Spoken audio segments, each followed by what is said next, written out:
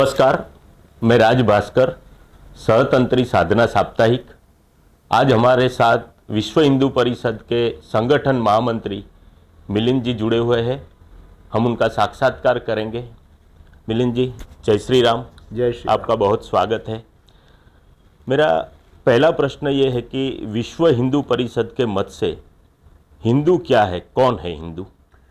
वैसे तो हिंदू शब्द की परिभाषा करना बहुत कठिन है, फिर भी विश्व हिंदू परिषद जिस ढंग से विचार करता है कि अपने इस पुण्य भूमि में जिन जिन चिंतन धर्मधाराओं का जीवन के कल्याण के बारे में जिस जिस सोच का विकास हुआ, उन सारी परंपराओं, उन जीवन मूल्यों के प्रति जो आदर रखता है, ऐसे दर्शन लेने वाले ऋषि मुनियों के प्रति जो आदर रखते हैं, उसका पालन करते हैं, ऐसा कोई भी सच्चरित्र व्यक्ति, वो भारत के बाहर भी क्यों न रहता हो या जन्मा हो, तो भी वह हिंदू है, ऐसा हम मानते हैं।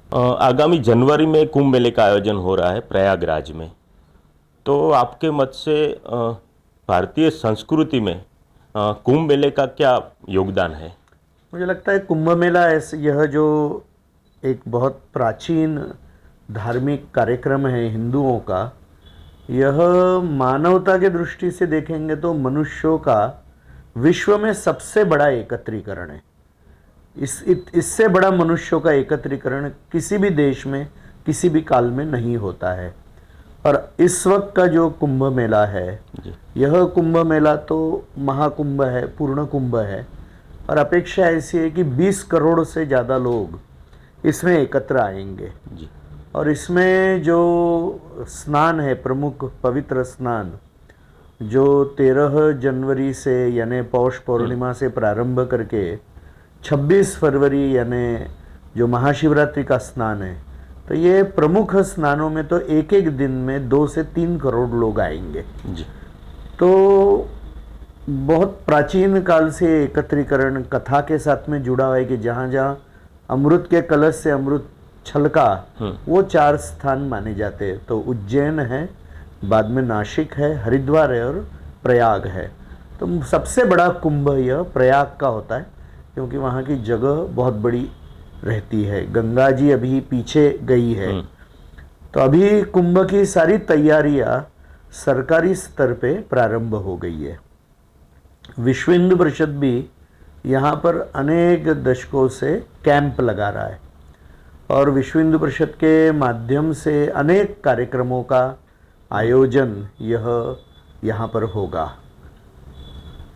इसमें अभी एक तो विश्व हिंदू परिषद की अखिल भारतीय बैठक इसमें होगी, तो देश भर के प्रमुख कार्यकर्ता सभी प्रांतों से, और देश के बाहर जहाँ विश्व हिंदू परिषद का 30 देशों में विश्व भर में काम चल रहा है, तो उनमें से कुछ देशों के प्रमुख कार्यकर्ता इस बैठक में आएंगे।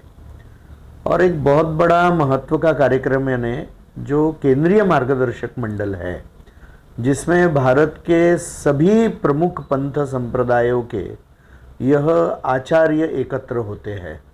तो भारत में लगभग 150 से ज़्यादा पंथ संप्रदाय है हिंदू समाज में, तो उसके प्रमुख प्रमुख साधु संत वहाँ एकत्र आएंगे। तो यह 23, 24, 25, 26, 27 ऐसे जनवरी 4 दिन ये कार्यक्रम चलने वाले। इसमें हिंदू समाज के सामने जो चुनौतियां हैं और जिन बातों के बारे में हिंदू समाज का मार्गदर्शन आवश्यक है, जैसे लव जिहाद का विषय है, परिवारों के टूटन का विषय है, हिंदू संस्कारों के क्षरण का विषय है, ड्रग एडिक्शन जैसे विषय है, या हम देखेंगे कि गोहत्या का विषय है, मतांतरण हिंदुओं का क्रिश्चियन मिशनरियों द्वारा। तो कुछ बाहर की चुनौतियां हैं जो आक्रमण जैसी हैं, और कुछ हिंदू समाज के अंदर जो आचरण के दोष परिस्थितिवश आते, किसी भी समाज में आते, तो ऐसे कि भाई हिंदू समरस बने, दहेज या व्यसनों का विषय वो कम हो, ऐसे सारे विषयों की चर्चा पूज्य संत करके हिंदू समाज का मार्गदर्शन करेंगे। ऐसे देश भर की साध्वियां, इनके एक एकत्रीकरण का कार्यक्रम होगा, और वैसे ही युवा संत उनके भी एकत्रीकरण का कार्यक्रम होगा। जो कुछ वर्षों से एक प्रमुख विषय अपने माध्यम से शुरू हुआ है कि भारत में लगभग 712 जनजातियां हैं और लगभग 11 करोड़ जनजाति समुदाय के लोग पूर्ण भारत में रहते हैं। तो जनजातीय समुदाय ये सतत धर्म रक्षा के लिए शेष हिंदू समाज के कंधे को कंधा लगाकर अनादिकाल से रहा है। तो अभी जनजातीय समुदाय का कुंभ में स्नान ये प्रक्रिया प्रारंभ हुई है। तो ऐसे दो बहुत बड़े कार्यक्रम कुंभ स्नान के जनजातीय समुदाय जो देश भर से आएगा उनके लिए भी होगा। वैसे ही विविध परंपराओं के बौद्ध साधु, उसमें तिबेटियन साधु भी होंगे, बौद्ध अन्य परंपराओं के बौद्ध साधु होंगे, वह भी इसमें आने वाले हैं। प्रारंभ में ऐसी पद्धति थी कि दक्षिण भारत के साधु यहाँ के स्नान में कम आते थे या पूर्व भारत के कम आते थे परंपरा से।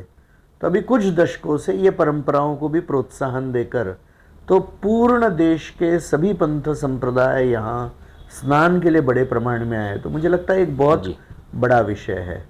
गोरक्षा का काम करने वाले देश भर में जो हजारों बड़े कार्यकर्ता है, उनका भी एकत्रीकरण विश्व हिंदू परिषद के मंच के ऊपर यहाँ पर होने वाला है। और वैसे ही मतांतरण रोकने के लिए और जो मुसलमान या ईसाई हिंदू धर्म में आना चाहता है उनको वापस लाने का काम करने वाले अनेक संगठन और साधु भी यह इस समस्या को लेकर अलग से सोचने के लिए एक बहुत बड़ा एकत्रीकरण उनका भी होगा। तो बहुत विविध प्रकार के कार्यक्रम यहाँ अपने माध्यम से होने जा रहे हैं और हजारों लोग रोज विश्व हिंदू परिषद के कैंप में भोजन प्रसाद लेने के लिए आएंगे। वैसे तो मुझे लगता है कुंभ में करोड़ों करोड़ों लोगों का भोजन रोज होता है। तो यह तो एक चमत्कार है कि कौन इनको खिलाता है और कौन इनका भोजन कराता है, एक चमत्कार है। देखने में आया है कि हिंदू जो धार्मिक त्यौहार होते हैं, धार्मिक कार्यक्रम होते हैं, उसमें मुस्लिम व्यापारी भी बहुत जुड़ते हैं। तो हिंदुओं के धार्मिक कार्यक्रमों में मुस्लिम व्यापारियों को भाग लेने की अनुमति होनी चाहिए या नहीं होनी चाहिए? ऐसा है कि अभी हम देखेंगे कि अनेक जगह पर जो सोशल मीडिया पे उसके सबूत भी आए हैं, वीडियोस आए हैं, कई लोगों ने प्रत्यक्ष जीवन में अनुभव किया है कि कई मुसलमानों के जो व्यापारी थे तो जो भोजन परोसा जाता है उसमें थूकना या उसमें गंदगी करना, लघुशंका करना तक के विषय करने के अनेक प्रसंग अनेक बार सामने आए पूर्ण देश भर में। तो इस कारण से एक बहुत बड़ा संदेह का वातावरण संपूर्ण हिंदू समाज में आया और उसको बिल्कुल आप गलत है ऐसा नहीं कह सकते, क्योंकि आज व्रत रखकर लोग धार्मिक कार्यक्रमों में आएंगे। फिर बहुत बड़े प्रमाण में मुसलमानों का एक वर्ग ये गोमांस भक्षण करता है।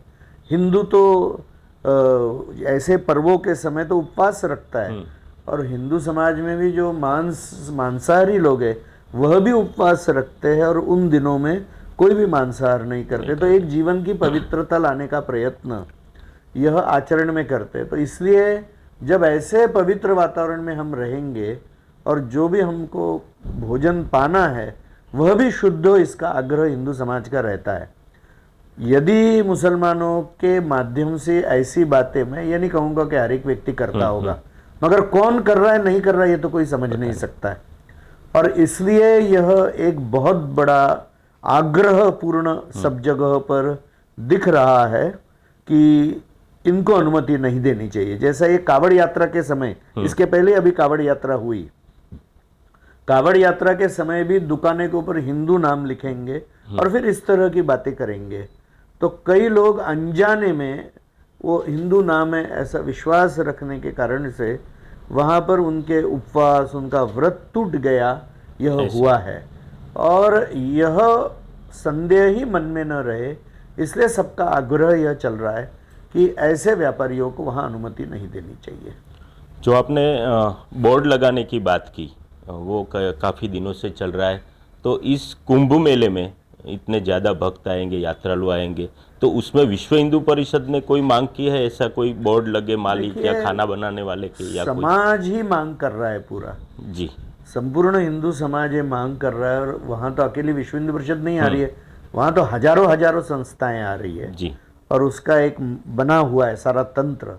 तो सभी के मन में ये बहुत आग्रहपूर्वक ये बात है, मगर मुझे लगता है कि केवल हिंदुओं का बोर्ड लगाना पर्याप्त नहीं है।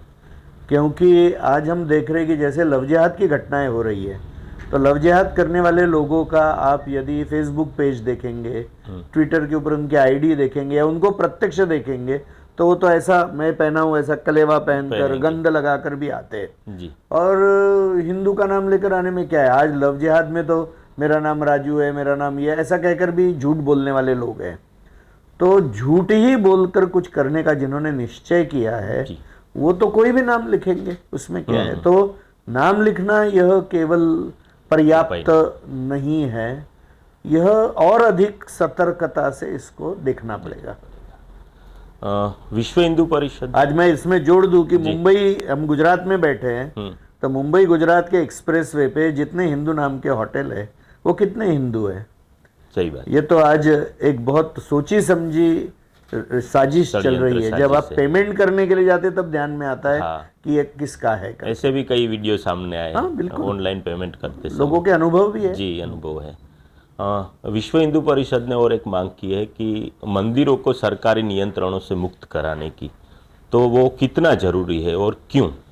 बहुत आवश्यक है। ऐसा है कि एक तो यह 80% हिंदू समाज रहता है इस देश में, और अनादि काल से मंदिर हमारे लिए बहुत महत्व की एक धार्मिक व्यवस्था है, हमारी आस्था है।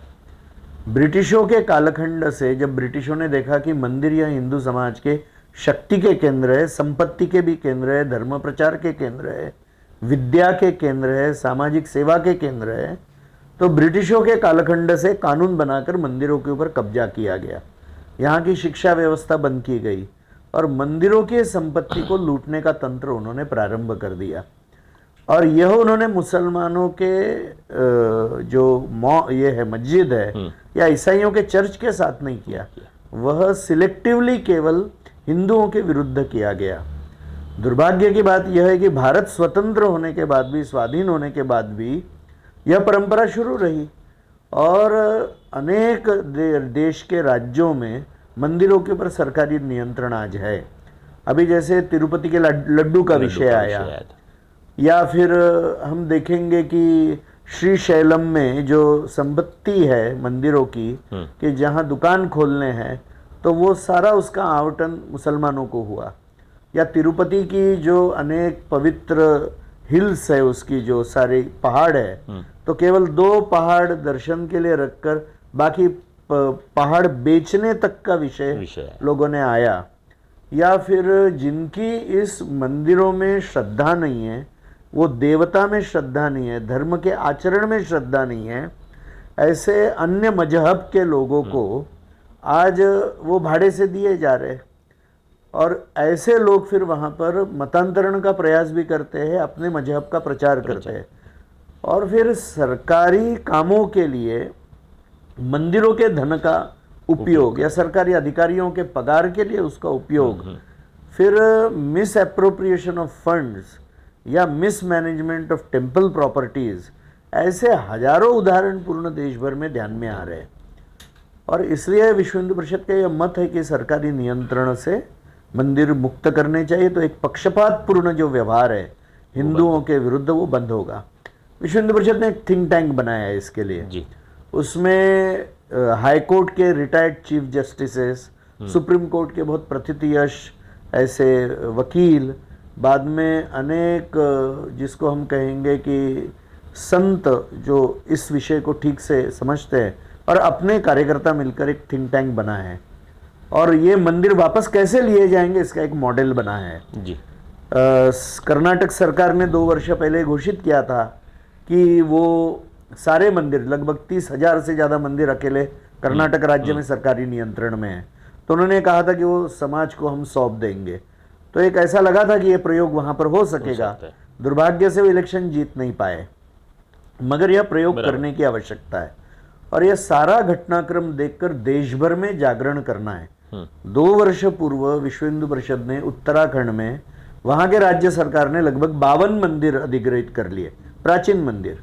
तो हम उनके साथ बैठे कि भाई आपने तो मुक्त करना चाहिए, और वो मुक्त कर दिया। और अभी ये सारे विषय को देश भर में सामने लाने के लिए एक बहुत बड़ा कार्यक्रम अभी 5 जनवरी को विजयवाड़ा आंध्र प्रदेश में होने जाने वाला है, और उसमें कुछ लाख लोग पूर्ण आंध्र प्रदेश के 13,000 पंचायतों से एकत्र होंगे।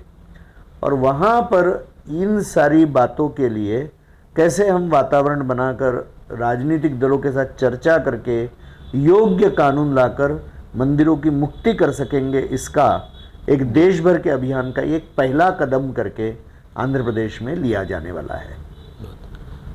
पिछले कुछ समय से हम देख रहे हैं कि कनाडा में हिंदुओं की स्थिति थोड़ी खराब है, हिंदू मंदिरों पर हमले हो रहे हैं, तो उसके विषय में कुछ विश्व हिंदू परिषद ने एक्शन लिया है, कुछ योजना बनाई है? ऐसा है, विश्व हिंदू परिषद का जो वहाँ का इकाई है वो कार्य कर रही है, हिंदू समाज को संभालना, संबल देना, ये कनाडा में कर ही रहे। कनाडा में भारत के खालिस्तानियों को मदद करने वाला एक बहुत बड़ा तंत्र, पारितंत्र, इकोसिस्टम आज वहाँ पर खड़ी है। और उसमें जो अनेक खालिस्तानी मांग करने वाले जो लोग जुड़े हुए हैं, वह तो ड्रग ट्रैफिकिंग करने वाले लोग हैं, उसमें अनेक यानी उग्रवादी हैं कि जो यहाँ पर हत्याएं कराते हैं, भारत में क्रिमिनल एक्टिविटी से जुड़े हुए हैं। दुर्भाग्य से वहाँ की जो सरकार है वह आज एक जिसको हम कहेंगे तुष्टीकरण का एक मार्ग लेकर हिंदू समुदाय के विरुद्ध खालिस्तानी विचार के लोगों को साथ में लेकर काम कर रही है।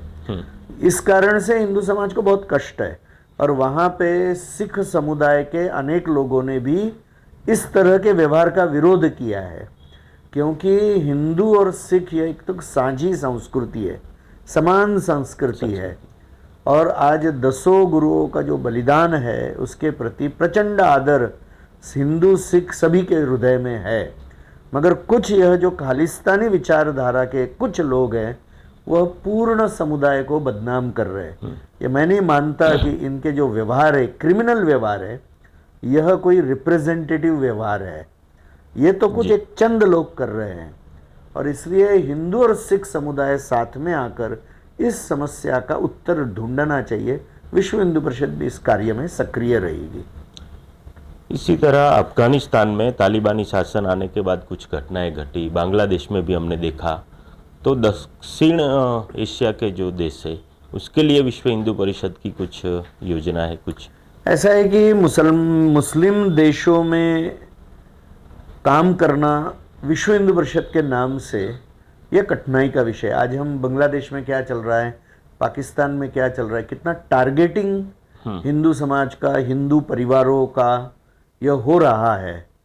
आज विश्व हिंदू परिषद के नाम से सीधे खड़े रहकर जिम्मेदारी लेना यह एक बहुत कठिन विषय है कि जिनके जीवन माल की ही सुरक्षा नहीं है, तो वहाँ पर किंतु अलग अलग मार्ग से विश्व हिंदू परिषद प्रयास करती है। जैसे विश्व भर में जो विश्व हिंदू परिषद की अलग अलग जगह इकाइयाँ हैं, तो उन देशों से एक दबाव लाने का प्रयत्न, भारत सरकार के पीछे लगकर भारत सरकार के माध्यम से दबाव लाने का, जैसे बांग्लादेश के बारे में करने का प्रयास कर रहे हैं, या अलग अलग संस्थाओं के माध्यम से वहाँ के हिंदुओं के लिए कुछ सहयोग भेजना, क्योंकि भारत से तो सीधा यह विषय हो नहीं सकता है। तो अनेक हिंदू संगठन जो इस विचार के जो अपने साथ काम कर रहे हैं। फिर हेग में इंटरनेशनल ह्यूमन राइट्स ऑर्गेनाइजेशंस हैं। तो आज जो बात हुई है कि ह्यूमन राइट्स हिंदुओं को नहीं है क्या, केवल ईसाई या मुसलमानों को ही ह्यूमन राइट्स है क्या? हिंदुओं के ऊपर अत्याचार होते तो वो भी तो ह्यूमन राइट्स का इशू है। इसलिए हम लोगों ने यूनाइटेड नेशंस को भी लिखा है, ह्यूमन राइट ऑर्गेनाइजेशंस को भी लिखा है कि भाई आपका भी व्यवहार यह हिंदू विरोधी होते जा रहे हैं। केवल सेमेटिक रिलीजन्स, उनके अनुयायियों के ऊपर हमले होंगे, उनको होगा तो ये आपको ह्यूमन राइट्स याद आता है। हिंदू को भी ह्यूमन राइट्स है, और इससे ये एक प्रयास अभी कर रहे हैं, मगर बहुत अधिक करने की आवश्यकता है। आज अपनी उतनी शक्ति इन देशों में संगठन करके नहीं है। नहीं है। इसलिए जो आवश्यक है वो करना चाह रहे हैं। अभी सीए के लिए मगर विश्व हिंदू परिषद बहुत बड़ा प्रयत्न भारत में कर रही है कि जो करोड़ों हिंदू, जैन, बौद्ध, जी। सिख जो बांग्लादेश, अफगानिस्तान और पाकिस्तान से भारत में आए, ये संख्या करोड़ों की है। तो इनको भारत की नागरिकता देकर और उनको एक सम्मान और सुरक्षितता देना, मुझे लगता है यह भी बहुत बड़ा काम है, क्योंकि भारत के समाज ने, भारत के हिंदू समाज ने, भारत के सरकार ने विश्व भर में रहने वाले हिंदुओं के लिए किया हुआ यह सबसे बड़ा काम मैं मानता हूं कि पिछले 1000-1500 साल का है कि आपको कहाँ सुरक्षा नहीं है तो भारत आपकी चिंता करेगा, क्योंकि आज हिंदुओं के लिए यही एक स्थान बचा है। तो हमारा एक कर्तव्य है भारत में रहने वाले हिंदू समाज का कि हम उनके लिए जो संभव है वो करें। वर्तमान राजनीति की बात करें तो हमने देखा महाराष्ट्र में भी जो इलेक्शन में जीते, तो बटेंगे तो कटेंगे, ऐसा एक सूत्र अभी चल रहा है। तो आपके हिसाब से ये सूत्र क्या है और वर्तमान राजनीति में ऐसे सूत्र आने चाहिए या नहीं आने चाहिए? 2 सूत्र आए वहाँ। हाँ। एक तो जिसको हम कहेंगे, जो आपने कहा बटेंगे तो कटेंगे, कुछ लोगों को वो बात समझ में आती है और कुछ लोगों के लिए एक और दूसरा सत्र था, एक रहेंगे तो सेफ रहेंगे। दोनों का अर्थ एक ही है जी, किंतु रखने का तरीका अलग अलग है। अलग अलग स्वभाव के लोग समाज में, किसी को ये व्यवस्थित पहले समझ में आए, किसी को वो। मुझे लगता है ये बातें करनी ही चाहिए। अच्छा। क्योंकि हिंदू समाज यदि बंटता है और उसको बटाने के लिए, उसको बांटने के लिए बहुत शक्तियां भारत में भी काम कर रही है और भारत के बाहर भी काम कर रही है। जैसे जैसे हिंदुत्व का विचार भारत में पुनः केंद्र में आ रहा है, आज हिंदुत्व के विचार को बोलो कह देंगे राइटिस्ट थिंकिंग है। ये राइटिस्ट थिंकिंग नहीं, ये सेंटर पॉइंट है। भारत का सेंटर पॉइंट हिंदुत्व है। सब कुछ भारत के हिंदुत्व के रेफरेंस में चलना चाहिए। ये हिंदुओं का देश है, हिंदू हित ही देशित है। हिंदू इतिहास ही भारत का इतिहास है, हिंदू संस्कृति इस देश की संस्कृति है। और इसलिए सत्ता में ऐसे ही लोग बैठने चाहिए जो निरंतर हिंदू हित का विचार करेंगे, और हिंदू हित किसी का भी अहित नहीं करेगा। इसलिए ऐसी बातें इलेक्शन के समय में होनी ही चाहिए, ताकि जो हिंदू विरोधी शक्तियां हैं, हमारा हिंदुत्व की राजनीतिक अनुकूलता बढ़ने के बाद में इनके पास में अभी 2 ही मार्ग बचे हैं। जो 2 मार्ग का अवलंब वो कर रहे हैं, एक मार्ग है जिहादी हिंसा फैलाना, और दूसरा तो चाहते हैं कि हिंसा से व्यक्ति डर जाए और मतदान भी न करे। और दूसरी बात वो यह कह रहे हैं कि हिंदू को समझा रहे कि आप हिंदू नहीं है, और फिर एक जाति को दूसरे जाति के विरुद्ध, एक भाषा को दूसरे भाषा के विरुद्ध, एक प्रांत को दूसरे प्रांत के विरुद्ध ऐसा भड़काने का प्रयत्न, ताकि हिंदू हिंदू संघर्ष हो और हिंदू बट जाए। बटेगा तो मारा जाएगा जी। और इसलिए ये समझाना हिंदू समाज को बहुत आवश्यक है। और इलेक्शन का समय, चुनाव का समय, यह भी एक अच्छा समय है बताने के लिए। अन्य समय भी बताना चाहिए जी। और नीति निर्धारक लोगों को, क्योंकि अब चुन रहे तो उस समय तो बिल्कुल समझाना चाहिए। जो हुआ बहुत अच्छा हुआ। आपने हिंदू हित की रक्षा करने वाले की सत्ता होनी चाहिए ऐसी बात कही। अभी ऐसी सरकार है, ऐसा सब मानते हैं कि हिंदू हित की रक्षा करने वाली सरकार है, लेकिन फिर भी हिंदू यात्राओं पर हमले हो रहे, हिंदुओं पर हमले हो रहे।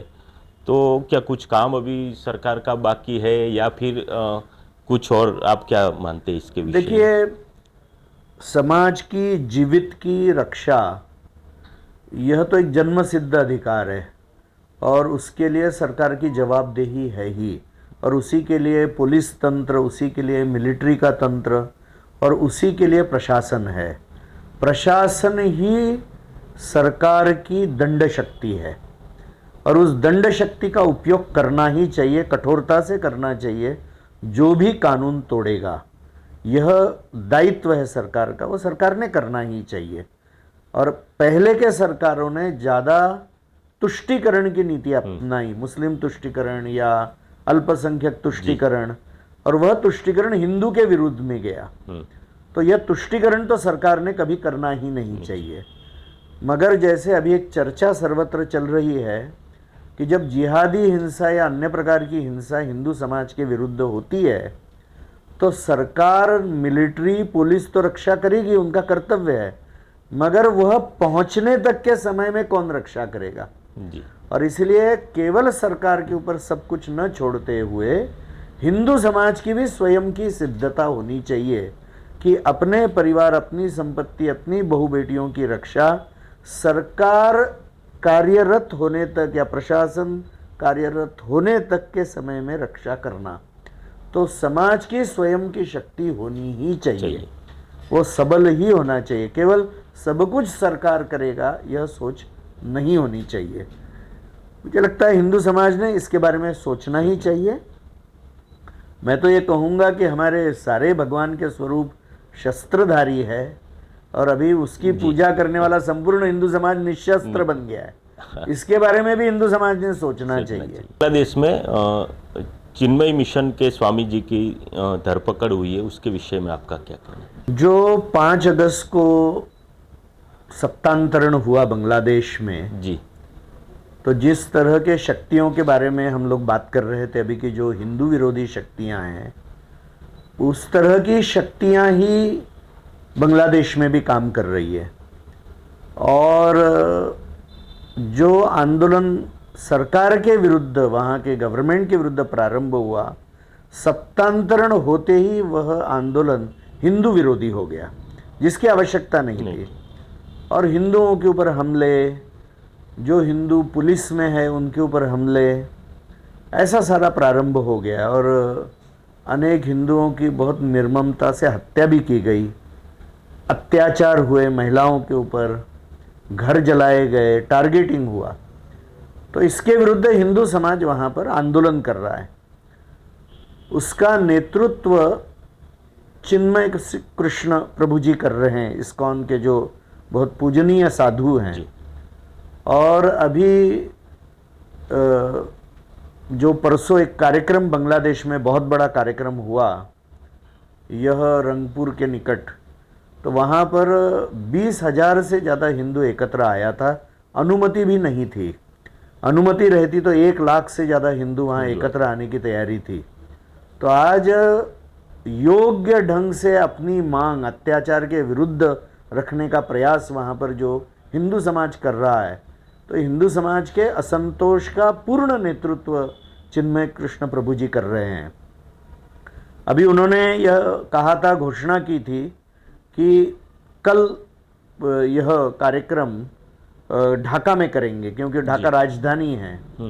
तो जब वह ढाका के एयरपोर्ट पर आए तो वहाँ पे जो पुलिस का उनका डिटेक्टिव विभाग है, उसने उनकी गिरफ्तारी कर दी और उनके ऊपर कह रहे कि राजद्रोह का मामला किया है।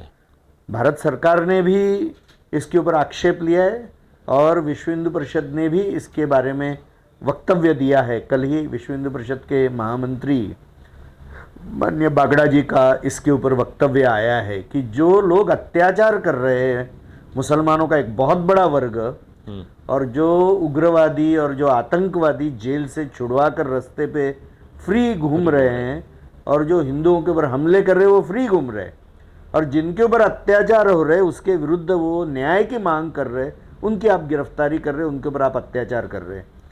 तो यह एक बहुत ही संवेदनशील स्थिति और हिंदू समाज के लिए खतरनाक स्थिति यह बांग्लादेश में हो गई है, और ये निंदा योग्य ही है। हिंदू समाज की रक्षा यह बांग्लादेश सरकार का दायित्व है, जो कि वो निभा नहीं रहा है।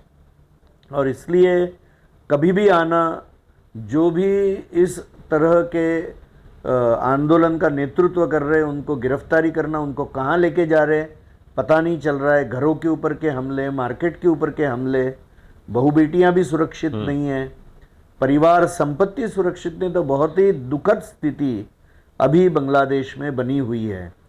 और अपने माध्यम से भी हम भारत सरकार को आग्रह कर रहे हैं, भारत सरकार भी स्वयं प्रयास कर रहा है, और बाहर भी यूनाइटेड नेशंस के साथ भी यह बातें चल रही है कि कैसे इसको, क्योंकि यह जो अभी अंतरिम सरकार वहाँ पर बैठी हुई है, इसको तो सभी ने सपोर्ट दिया है, बाहर के यूनाइटेड नेशंस वगैरह। तो यह सरकार ने इसको कंट्रोल करना चाहिए, ये अपेक्षित है। तो यह प्रयत्न भी चल रहे हैं, मगर स्थिति बहुत दुखद है और निंदा योग्य है। जी। मेरा आखिरी प्रश्न है, कई सालों से विश्व हिंदू परिषद की स्थापना हुई है, तो विश्व हिंदू परिषद की काम की फलश्रुति आपके हिसाब से क्या है? देखिए, पूज्य संतों ने एकत्र आकर विश्व हिंदू परिषद को स्थापित किया। संघ के द्वितीय सरसंघचालक परम पूजनीय गोळवलकर गुरु जी ने उनके साथ में मिलकर यह स्थापना की। तो पूज्य संतों के ही मार्गदर्शन में विश्व हिंदू परिषद एक ऐसा मंच बन गया कि जो मंच पहले उपलब्ध नहीं था। आज सभी पंथ संप्रदायों के साधु संत एकत्र आ सक रहे, यह मुझे लगता है विश्व हिंदू परिषद की एक बहुत बड़ी उपलब्धि है। दूसरी बात कि हमारी मंदिर व्यवस्था, हमारी पुजारी व्यवस्था अधिक समाजाभिमुख बने। जी। हमारे मंदिर धर्म प्रचार के केंद्र बने, हमारे पुजारी भी सामाजिक विषय लेकर काम करें और हर जाति बिरादरी के पुजारी की प्रशिक्षण की व्यवस्था हो। यह जो आवश्यकता थी समाज की, उसमें विश्व हिंदू परिषद की बहुत बड़ी भूमिका रही। तीसरी बात, सामाजिक समरसता। आज हम देखेंगे कि जो हिंदू के अंदर अनेक सामाजिक कुरीतियां आ गई, जैसे दहेज होगा, कन्या भ्रूण हत्या होगी, अस्पृश्यता होगी, जाति भेद होगा। तो इसके बारे में विश्व हिंदू परिषद ने बहुत बड़े प्रमाण में प्रबोधन किया है और इसका एक परिणाम है कि आज लाखों लोग हर जाति बिरादरी में, हर भाषा में इसके ऊपर सोचने वाले तैयार हो गए। तो एक यह जो हिंदू समाज के अंदर की कमजोरी, अंदर के दोष थे, उसको कम करने में विश्व हिंदू परिषद की एक महत्व की भूमिका रही है। श्री राम जन्मभूमि का आंदोलन जिसका नेतृत्व विश्व हिंदू परिषद ने किया, इस आंदोलन के कारण से देश में यह राजनीतिक परिवर्तन आया कि पहले हिंदू का अपमान करके भी यशस्वी नेशनल राजनीति आप कर सकते थे। जी। आज हिंदू का अपमान करके अब यशस्वी राजनीति देश के स्तर पे नहीं कर सकते, हिंदुत्व केंद्र में आ गया। और साथ में गर्व से कहो हम हिंदू है, यह भाव समाज के हृदय में बहुत प्रज्वलित हो गया। और जो बाहर के आक्रमण के 3 बिंदु है, एक तो लव जिहाद, आज हिंदू कन्याओं को वापस लाने वाला विश्व हिंदू परिषद सबसे बड़ा संगठन है।